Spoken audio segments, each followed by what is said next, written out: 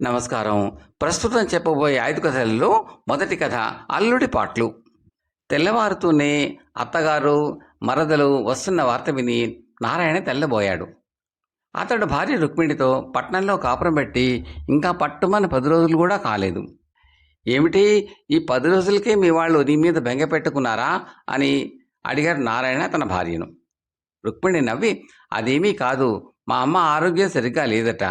గాలి మార్పుకు వైద్యానికి పట్నం వస్తున్నది. పట్నంలో అయితే మా చెల్లెలికి సంబంధం తొందరగా దొరుకుతుందని మా నాన్న ఆశ. అందుకే ఇద్దరినీ పంపిస్తున్నాడు అన్నది. ఈ జవాబుతో నారాయణకు నీరసం ముంచుకు వచ్చింది. అతడికి వచ్చే జీతం 4 మనుషులు తినడానికి, వైద్యాలకు చాలదు. అయితే స్వతహాగా మొహమాటస్తుడు కావడంతో మెదలకుండా ఊరుకున్నాడు. కొద్దిసేపు తర్వాత అత్తగారు, మరదలు దిగారు. అత్తగారు వస్తూనే ఆయాసపడుతూ కంచు గ్లాసు పాలు తెప్పించుకుని తాగి రుక్మిణితో, ఈ నీరసంతోనే ఏదో ఒకటి గుటుక్కుమంటానే తల్లి, నీ చెల్లెలి పెళ్ళి అయిపోతే ఇక బెంగ అంటూ ఉండదు. కొడుకు లేని మనకు అల్లుడే కొడుకు అంటాడు మీ నాన్న. అందుకే చెల్లెలి పెళ్లి బాధ్యత, నా వైద్యం భారం అల్లుడి మీద పెట్టేశాడు అంటూ కూతురుకు కష్ట సుఖాలు చెప్పుకున్నది. మరదల పెళ్లి బాధ్యత తన మీద పెట్టారు అన్న సంగతి వింటూనే ఏదో బండరాయి మీద పడ్డట్టు బాధపడిపోయాడు నారాయణ. అయినా పైకి నవ్వుతూ, ఇవి ఏమంత పెద్ద బాధ్యతలు కాదులేంటి అనేశాడు. బావ మనసు బంగారం అని బయలుదేరక ముందే చెప్పానా అంటూ మరదలు పక్కనే ఉన్న కొత్త మంచం మీద దభీమంటూ కూర్చుంది. మంచం కాస్త ఆసనాటగా పెట్టి ఉండటం, ఆమెది స్థూలకాయం కావడంతో అది కాస్త పెళపెళమంటూ విరిగిపోయింది. కొత్త మంచం అలా ధ్వంసం అవడం చూస్తూనే నారాయణకు మతిపోయినంత పని అయింది. 1 వారం గడిచింది. అత్తగారి జబ్బేమిటో నారాయణకు అంతుపట్టలేదు. ఆమె మంచి తిండి పుష్టి గలది. అయినా ఉపవాసాలు చేస్తున్నట్టు నీరసపడిపోతూ ఉంటుంది. ఇల్లు నగరం మధ్యలోని మంచి పేటలో ఉండడంతో ఆమెకు ఇరుగు పొరుగు అమ్మలకలతో కబుర్లాడుతూ కాలక్షేపం చేసేందుకు మంచి అనువుగా ఉంది. నెల తిరిగేసరికి నారాయణ అక్కడ ఇక్కడ అప్పులు చేయవలసి వచ్చింది. ఒకరోజు అతడి తోటి ఉద్యోగి భద్రయ్య, చూడు నారాయణ, నువ్వు చిన్నవాడివి కాబట్టి చెప్తున్నాను, దురభ్యాసాలు మనిషి పతనాన్ని దారితీస్తాయి అన్నాడు. నారాయణ నివ్వెరపోయి, దురభ్యాసాలా? నాకున్నాయని నీకెవరు చెప్పారు అని అడిగాడు. నువ్వు చేసే అప్పులే చెబుతున్నాయి అన్నాడు భద్రయ్య. నారాయణ తన ప్రస్తుత పరిస్థితులు భద్రయ్యకు వివరించాడు.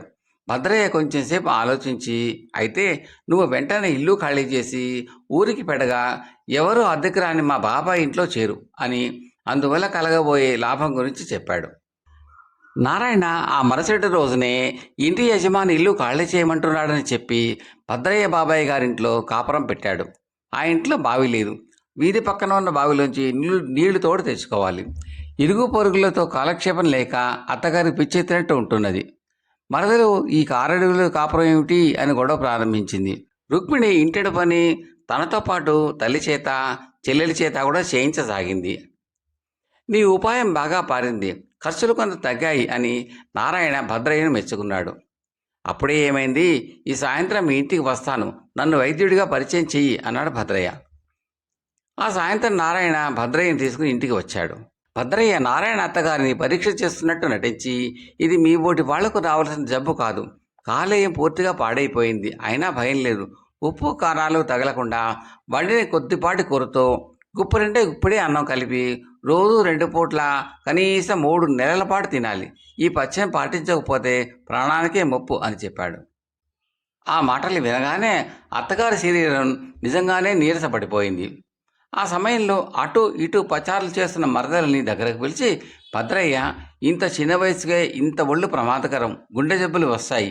ఈ అమ్మాయి చేత రోజు 1-2 మైళ్ళ దూరం పరిగెత్తించండి. కొన్నాళ్ల పాటు అన్న పూర్తిగా మానేసి కేవలం రొట్టె తిని ఊరుకోవడం క్షేమం అని చెప్పాడు. భద్రయ్య వైద్యం 1 వారం రోజుల పాటు అమలు జరిగేసరికి మరదలు తల్లితో, అమ్మ, ఇక మన ఊరు వెళ్ళిపోదాం, ఇక్కడ ఉంటే పెళ్లి మాటకేం కానీ నా ప్రాణాలే పోయేలా ఉన్నాయి అంటూ కన్నీళ్లు పెట్టుకున్నది. నా సంగతి నీకన్నా ఏం మెరుగ్గా లేదులే అంటూ అత్తగారు కూడా కళ్ళెత్తుకుంది. ఈ మాటలు విన్న నారాయణ, అదేమిటి, అప్పుడే వెళ్తారా, మామగారు నా పైన పెట్టిన బాధ్యతల మాట ఏమిటి అన్నాడు. అత్తగారు విసుకుంటూ, నీకేమన్నా మతిపోయిందా, కూతురు పెళ్ళి, భార్య వైద్యం చూసుకోవాల్సింది మీ మామగారు, బాధ్యతల్ని బదిలీ చేస్తే భరించే అమాయకుడిని నిన్నే చూశాను అని అప్పటికప్పుడు బాడుగబడ్డి కట్టించుకుని కూతురుతో పాటు బయలుదేరి వెళ్ళిపోయింది. మర్నాడే నారాయణ తనకు అన్ని సౌకర్యాలు అమరి ఉన్న పాత ఇంటికి కాపురం మార్చాడు. కథ సమాప్తం. 2వ కథ, నటుడి ప్రభావం. పట్టు వదలని విక్రమార్కుడు చెట్టు వద్దకు తిరిగి వెళ్ళి చెట్టుపై నుంచి శవాన్ని దించి భుజాన వేసుకుని ఎప్పటిలాగే మౌనంగా శ్మశానంకేసి నడవసాగాడు.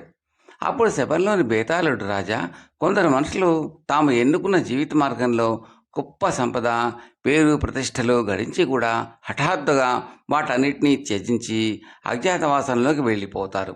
ఇందుకు ఉదాహరణంగా నీకు కృష్ణకాంతుడు అనే ఒక గొప్ప నటుడి కథ చెప్తాను, శ్రమ తెలియకుండా విను అంటూ ఇలా చెప్పసాగాడు. పుష్పక దేశానికి రాజైన పుష్పనందుడు ప్రజాకంటకంగా రాజ్యపాలన చేశాడు.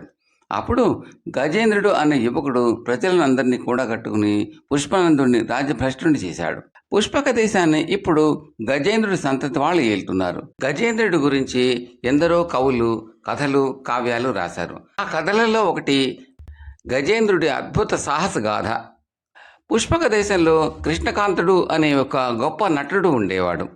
అతన్ని ఈ కథ బాగా ఆకర్షించింది. అతడు స్వయంగా ఒక నాటకం రాసి కొంతమంది యువకులకు శిక్షణ ఇచ్చి ఊరూరా తిరిగి ప్రదర్శనలు ఇవ్వసాగాడు. ఆ నాటకంలో గజేంద్రుడి పాత్రను తానే ధరించేవాడు. ఆ నాటకాన్ని జనం విరగబడి చూసేవారు. కృష్ణకాంతుడు కారణంగా ఆనాటి గజేంద్రుడి శౌర్య ప్రతాపాలను, దేశభక్తిని, త్యాగశీలతను తాము తెలుసుకోగలిగామని ప్రజలు అనుకునేవారు. కృష్ణకాంతుడి గురించి అప్పటి పుష్పక దేశపు రాజు నరేంద్రుడికి తెలియవచ్చింది. ఆయన అతన్ని తన ఆస్థానానికి పిలిపించి నాటక ప్రదర్శన చూసి చాలా సంతోషించాడు. కృష్ణకాంతుడికి ఘనమైన కానుకలు ఇవ్వటమే కాక రాజు అతన్ని తన ఆస్థాన ముఖ్య నటుడుగా నియమించాడు. కృష్ణకాంతుడు రాజాస్థానంలో ఉంటున్నా సంవత్సరంలో 6 నెలల పాటు దేశాటన చేస్తూ నాటకాలు ప్రదర్శిస్తూ ఉండేవాడు. కృష్ణకాంతుడు ఇలా దేశాటన చేస్తూ ఒకసారి ఒక గ్రామంలో ప్రదర్శన ఇచ్చాడు. అది అయిపోయాక ఒక యువతి అతన్ని చూడవచ్చి పక్కనే ఉన్న మరొక యువతిని చూపిస్తూ, నీ నటన అద్భుతం, నిన్ను నా చెల్లెలు వివాహమాడాలనుకుంటున్నది. రేపు నువ్వు ఒక్కడివే మా ఊరు వచ్చి మా తల్లిదండ్రులతో మాట్లాడవలసిందిగా కోరుతున్నాను అన్నది. ఆమె తన ఊరు పేరు, తల్లిదండ్రుల పేర్లు చెప్పి తన చెల్లెలి పేరు మాలతి అని చెప్పింది. మాలతి అత్యంత సౌందర్యవతి కావడంతో కృష్ణకాంతుడు ఈ ఆహ్వానానికి చాలా సంతోషించాడు. మర్నాడు మాలతి వాళ్ళ ఊరు బయలుదేరాడు. అది ఒక అడవి దారి. కృష్ణకాంతుడి నాటకం చూడవచ్చిన వాళ్ళు చాలామంది ఈ ప్రయాణంలో అతని వెంట ఉన్నారు. మాలతి తల్లిదండ్రులు కృష్ణకాంతుడిని ఎంతగానో ఆదరించి, నువ్వు అల్లుడు కావటం మాకు ఇష్టమే, కానీ నువ్వు నాటకాలు మానేసి మా ఇంటనే ఉండిపోవాలి అన్నారు. మాలతి తల్లిదండ్రులు గొప్ప ఆస్తిపరులు. వాళ్లకు వ్యవసాయంతో పాటు కొన్ని వర్తక వ్యాపారాలు కూడా ఉన్నవి. అల్లుడు ఇంటి పట్టున ఉండి ఆ వ్యాపార పనులు చూసుకోవాలి అని వాళ్ళ ఆలోచన. కృష్ణకాంతుడు మాలతిని, నేను ప్రఖ్యాతిగాంచిన నటుణ్ణి, నా కళను వృధాగా పోనివ్వడం నాకు ఇష్టం లేదు. నీ తల్లిదండ్రులకు నేను నాటకాలు ఆడటం ఇష్టం లేదు, మరి నీ అభిప్రాయం ఏమిటి అని అడిగాడు. కృష్ణకాంతుడు నాటకాలు ఆడటం తనకు ఇష్టం లేదని మాలతి చెప్పింది. వారం రోజుల తర్వాత మళ్ళీ వస్తానని కృష్ణకాంతుడు తిరుగు ప్రయాణం అయ్యాడు. ఈసారి అతడిది ఒంటరి ప్రయాణం. అడవి మార్గంలో అతన్ని 4 బంతిపోటు దొంగలు అటకాయించారు. కృష్ణకాంతుడు మేలైన జరీ వస్త్రాలు ధరించి ఉన్నాడు. చేతికి బంగారు మురుగులున్నాయి. మెడలో పులిగోరు పతకం ఉన్నది. దొంగల్ని చూస్తూనే అతను భయంతో కొయ్యబారిపోయి గుటకలు మింగసాగాడు. త్వరగా ఆ గొలుసు, మురుగులు, ఉంగరాలు ఇచ్చేయి, ఒంటి మీద జరీ బట్టలు కూడాను అంటూ దొంగలు చురకత్తులు చూపారు. ఆ సమయంలో అక్కడికి హఠాత్తుగా ఒక యువకుడు వచ్చాడు. అతడి చేతిలో ఎలాంటి ఆయుధమూ లేదు. అతను జపచర్చి దొంగలను అటకాయించాడు. కృష్ణకాంతుడికి అతన్ని ఏనాడో చూసిన గుర్తు కూడా లేదు. ఆ 4 దొంగలతో ఆ యువకుడు కలబడ్డాడు. యువకుడు నేర్పుగా శిక్షణ పొందిన మల్లుడిలాగా పోరాడుతూ ఒక దొంగ నుంచి కత్తిని లాక్కున్నాడు. ఇది చూసి దొంగలు భయకంపితులై అక్కడి నుంచి పారిపోయారు. ఎవరు నువ్వు? సమయానికి దేవుడిలాగా వచ్చి రక్షించావు అన్నాడు కృష్ణకాంతుడు కృతజ్ఞతగా. నా పేరు ఏకాగ్రుడు. నా శక్తి కొద్దీ అన్యాయాలను, అక్రమాలను అరికడుతూ ఉంటాను. అది లక్ష్యంగా పెట్టుకున్నాను కూడాను అన్నాడు ఆ యువకుడు. సమయానికి ఇక్కడికి ఎలా వచ్చావు అని అడిగాడు కృష్ణకాంతుడు. పక్క గ్రామంలో మహానటుడు కృష్ణకాంతుడు ఉన్నాడని తెలిసింది. ఆయన దర్శనం కోసం ఎంతో కాలంగా ప్రయత్నిస్తున్నాను అన్నాడు ఏకాగ్రుడు. తనే కృష్ణకాంతుడని చెప్పాలనుకున్నా కొంచెంసేపు ఆ యువకుడిని ఆట పట్టిద్దామనుకుని, ఆ నాటకాలు పెడుతూ నీకేం పని అని అడిగాడు కృష్ణకాంతుడు. ఆయన నాటకాలవాడు కాదు, అవతార పురుషుడు. గజేంద్రుడి వేషంలో ఆయన్ని చూశాను. అప్పుడు నాలో కలిగిన వీరావేశం అంతా ఇంతా కాదు. నేను గజేంద్రుడిలాగా పీడిత ప్రజలకు సాయం చేయాలని దీక్ష పూనాను. కృష్ణకాంతుడిని కలుసుకుని నాలాగా మరెందరో యువకుల్ని ప్రభావితులను చేసేందుకు తన నాటకాలను ఇంకా విరివిగా ఆడమని కోరదలిచాను అన్నాడు ఏకాగ్రుడు.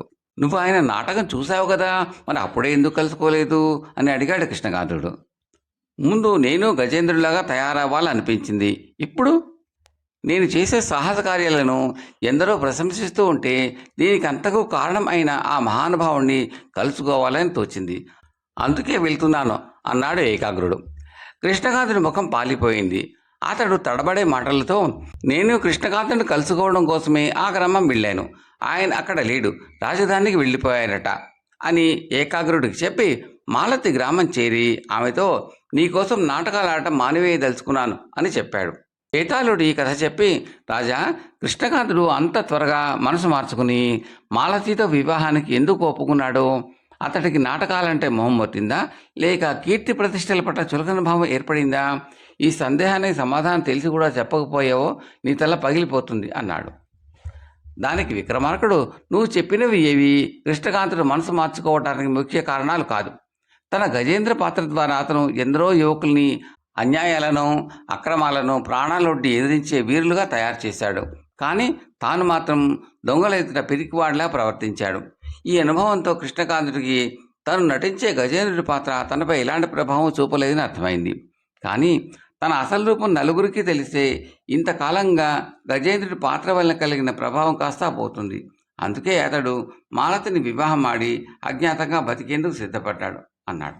రాజుకి ఈ విధంగా మౌనభంగం కలగగానే బేతాళుడు శవంతో సహా మాయమై తిరిగి చెట్టెక్కాడు. కథ సమాప్తం. మూడవ కథ, రాయవారి సమయస్ఫూర్తి. భద్రదేశాన్ని ఏలే ప్రచండ మహారాజు గొప్ప సైనిక బలము, సాధారణ సంపత్తి గలవాడు. ఆయన ఇరుగు పొరుగు రాజ్యాలతో స్నేహ సంబంధాలు కొనసాగేందుకు వీలుగా రాయబారులు నియమించేవాడు. ఆయన కౌశాంబి, విదేహ రాజ్యాలు రెండిటికి వజ్రసేనుడు అనే అతన్ని చాలా కాలం క్రితం రాయబారిగా నియమించాడు. అతను ఎంతో కాలం సమర్థవంతంగా ఆ పదవి నిర్వహించి హఠాత్తుగా మరణించాడు. రాజు ప్రచండుడు ఆ దేశాలకు మరొక రాయబారిని నియమించదలచి అందుకు అర్హులైన వారి కోసం కొన్ని పరీక్షలు నిర్వహించాడు. ఆ పరీక్షలలో వికారుడు, లలితుడు అనేవారు ఉత్తీర్ణులయ్యారు. ఈ ఇద్దరిలో ఎవరు రాయబారి పదవికి అర్హులో నిర్ణయించదలచి రాజు వారిద్దరికి మరొక పరీక్ష పెట్టాడు. ఆయన ఆ ఇద్దరితో, మీ పైన చాలా ముఖ్యమైన బాధ్యత మోపుతున్నాను అని చెప్పి వికారుడితో, నువ్వు ఈ రోజునే బయలుదేరి కౌశాంబి రాజ్యానికి వెళ్ళి ఆ రాజుతో స్నేహ సంధి ఒప్పందం కుదుర్చుకుని మనం ఇచ్చే కానుకలు ఆయనకు సమర్పించి రావాలి. ఇందుకు అవసరం అయిన పరివారం నీ వెంట పంపబడుతుంది అన్నాడు. ఇదే విధంగా లలితుడు విదేహ రాజ్యానికి పోయి ఆ రాజుకు కానుకలు సమర్పించి స్నేహసంధి చేసుకుని రావాల్సి ఉన్నది. వికారుడు కానుకలతోనూ పరివార జనంతోనూ కౌశాంబికి బయలుదేరాడు. అదేవిధంగా లలితుడు విదేహ రాజ్యాన్ని ప్రయాణమయ్యాడు. వాళ్ళిద్దరూ ఎంతకాలంలో తిరిగి రావాల్సింది కూడా రాజువారికి చెప్పాడు. లలితుడు నిర్ణయించబడిన గడువుకు ముందుగానే వెంట తీసుకుపోయిన కానుకలతో పరివార జనంతో తిరిగి వచ్చి రాజును చూడబోయాడు. మన కానుకలు విదేహరాజు నిరాకరించాడా, అతడితో సంధి పసకలేదా అని అడిగాడు రాజు ప్రచండు. మహారాజా, సామంతరాజుతో స్నేహ సంధి ఏమిటి? అలాంటిది మన సార్వభౌమత్వాన్ని కించపరుచుకోవడం అవుతుంది కదా. కానుకలు తీసుకువెళ్ళేటప్పుడు ఆ సంగతి నేను ఎరగను. విదేహరాజును కలుసుకున్నాక ఆ సంగతి నేను గ్రహించాను. అందువల్ల ఆయనకు కానుకలు ఇవ్వకుండా, స్నేహసంధి విషయం ప్రస్తావించకుండా తిరిగి వచ్చేశాను అన్నాడు లలితుడు. ఈ జవాబుకు రాజు ఆశ్చర్యపడలేదు. కానీ సభలో ఉన్నవారు అందరూ ఎక్కడలేని ఆశ్చర్యమూ చెందారు. మహారాజు స్నేహసంధి చేసుకురమ్మంటే అందుకు భిన్నంగా ప్రవర్తించిన లలితుడు రాయబారి పదవికి అనర్హుడు అని రాజు ప్రకటిస్తాడని అనుకున్నారు. రాజు పెట్టిన గడువుకు 2 రోజులు ఆలస్యంగా కౌశాంబిరాజు ఇచ్చిన కానుకలతో వికారుడు తిరిగి వచ్చాడు. ఆ సమయంలో సభ తీరి ఉన్న రాజు వికారుణ్ణి, గడువు దాటి కొంత ఆలస్యంగా వచ్చావు, కౌశాంబిరాజు మనతో స్నేహసంధికి ఒప్పుకున్నట్టే కదా అని అడిగాడు. వికారుడు విజయగర్వంతో ఒప్పొంగిపోతూ, నా వాగ్దాటితో కౌశాంబిరాజును ఉక్కిరి బిక్కిరి చేశాను మహారాజా. మనతో స్నేహసంధికి అతన్ని ఒప్పించాను. ఇందుకు గుర్తుగా ఆయన మన కానుకలు స్వీకరించి విలువైన కానుకలు మనకు ఇవ్వడమే కాక కొంతమంది దాసదాసీలను కూడా బహుకృతిగా పంపాడు. ఈనాటి వరకు తనకు అతిథిగా ఉండవలసిందని నన్ను బలవంతం చేశాడు. అందువల్లనే నేను రావడం ఆలస్యమైంది అన్నాడు. సభికులు అంతా వికారుణ్ణి అభినందించసాగారు. అప్పుడు వారందరినీ రాజు వారించి, రాయబారిగా లలితుడిని నియమిస్తున్నాను అన్నాడు. సభికులు అంతా ఆశ్చర్యపోయి ఇదేమిటి అన్నట్టుగా చూశారు రాజుకేసి. అప్పుడు రాజు వారితో, ఇది మీలో చాలామందికి ఆశ్చర్యం కలిగించవచ్చు, కానీ లలితుడు చేసిందే సక్రమమైనది. విదేహ మనకు సామంత రాజ్యం. అలాంటి వారితో స్నేహసంధి చేసుకోవాల్సిన అగత్యం లేదు. ముందుగా ఈ సంగతి తెలియకపోయినా లలితుడు ఆ రాజ్యం చేరాక విషయం తెలుసుకుని ఆ రాజు కానుకలేవి ఇవ్వకుండా తిరిగి వచ్చాడు. కౌశాంబి కూడా మనకు సామంత రాజ్యమే. వికారుడు ఈ నిజం తెలుసుకునేందుకు ఎట్టి ప్రయత్నము చేయకపోగా తొందరపడి ఆ రాజుకు కానుకలు సమర్పించి అర్ధంలేని స్నేహసంధి చేసుకువచ్చాడు. రాయబారికి అవసరం అయిన సమయస్ఫూర్తి అతడికి లేదు. అలాంటి వాడి చేతిలో మద్రదేశ గౌరవం కాపాడబడుతుందని నమ్మడం కష్టం అన్నాడు. సభలో ఉన్న వారందరికీ లలితుడు ఎంత గొప్ప వివేకవంతుడో తెలియడంతో పాటు వికారుడు చేసిన పొరపాటు కూడా అర్థమైంది. కథ సమాప్తం. మూడవ కథ, నీతిపరులు. చిల్లంగిరి దేశప్రాజు ధర్మనందనుడు. ఆయన తన రాజ్యంలో ఉన్న పాఠశాలల్లో బాలబాలికలకు నైతిక విద్య బోధించేందుకు కొందరు ఉపాధ్యాయులను నియమించాలనుకున్నాడు. కానీ ఇందుకు తగిన బోధకులను ఎన్నిక చేయడం ఆయనకు కష్టసాధ్యంగా కనిపించింది. మంత్రి విద్యాధరుడు ఈ సమస్యను తేలిగ్గా పరిష్కరిస్తానన్నాడు. మంత్రి రాజు ఆస్థానంలో పనిచేసే కొందరు ఉద్యోగులను సమావేశపరిచి రాజుగారి నిర్ణయం గురించి వాళ్లకు చెప్పి, ఇందుకు కొత్తగా కొన్ని పాఠశాల భవనాలు కట్టించబోతున్నాం. ఆ పని పూర్తి కాగానే మీకు తెలియజేస్తాం. ఈలోపుగా మీరు వచ్చే నెల 1వ తేదీ నుంచి కోశాధికారిని అడిగి అదనపు జీతాలు తీసుకుపోతూ ఉండండి అన్నాడు. 3-4 నెలలు గడిచినా భవనాల నిర్మాణం పూర్తి కాలేదు. ఈ లోపుగా బోధకులుగా నియమితులైన వాళ్ళు చాలామంది వచ్చి అదనపు జీతాలు తీసుకుపోయారు. కానీ కొంతమంది మాత్రం వచ్చి అదనపు జీతాలు తీసుకుని వెళ్ళలేదు. మంత్రి అలా అదనపు జీతాలు తీసుకునే వాళ్ళందరినీ పిలిపించి దాని కారణం ఏమిటని అడిగాడు. అయ్యా, ఇంతవరకు పాఠశాలలో మేము ఒక్కరోజైనా విద్యాబోధన చేసింది లేదు. మరి అలాంటప్పుడు జీతాలు తీసుకోవడం న్యాయం, నీతి అవుతుందా అన్నారు వాళ్ళు. మంత్రి రాజు దగ్గరకు వెళ్ళి వీళ్ళని గురించి చెప్పి, నైతిక విద్యాబోధనకు వీళ్ళు తగిన గురువులు అన్నాడు. రాజు వాళ్ళని పాఠశాలల్లో నైతిక విద్యా బోధకులుగా నియమించాడు. కథ సమాప్తం. 5వ కథ, మూల కారణం. ఒక జమీందారు వద్ద వంటవాడుగా చేరేందుకు ఒక మనిషి వచ్చాడు. అతను చాలా అమాయకంగా కనిపించడంతో జమీందారు అతని గురించి కొన్ని ఆరాలు తీశాడు. అయినా ఇంకా అనుమానం మొదలక, ఆయన చాలా చోట్ల వంటవాడుగా ఉన్నానంటున్నావు, మరి అన్ని ఉద్యోగాలు ఎందుకు మారినట్టు? ఎక్కువ నాగాలు పెట్టేవాడివా అని అడిగాడు. వంటవాడు నాగాలు పెడితే ఇంటిల్లిపాదికి ఇబ్బందేగా బాబు అన్నాడు వంటవాడు. పోనీ వండుతున్నప్పుడే రుచి చూసే నెపంతో వంటకాలన్నీ తినేసి చాలా దురలవాటు ఉన్నదా అన్నాడు జమీందారు. వండుతో ఎంతనే తింటాను బాబు, ఇంట్లో వారంతా తినగా మిగిలింది నేనే కదా తినేది అన్నాడు వంటవాడు. వంట సామాగ్రి దొంగిలించే చెడ్డ బుద్ధి ఏం లేదు కదా అన్నాడు జమీందారు. మొత్తం వంటగదే నా చేతి కింద ఉండగా ఆ పాడు పని ఎందుకు అన్నాడు వంటవాడు. మరైతే అన్ని చోట్ల పని మానుకోవడానికి కారణం ఏమిటి అన్నాడు జమీందారు విసుక్కుంటూ. మతిస్థిమితం లేనివాడిని గనక అప్పుడప్పుడు వంటవాడిని అన్న మాట మర్చి తోటమాలి పనికి, గుర్రాలను మాలిష్ చేసే పనికి పోతూ ఉంటానని పని నుంచి తీసేస్తూ ఉంటారు బాబు నన్ను అన్నాడు వంటవాడు. కథ సమాప్తం.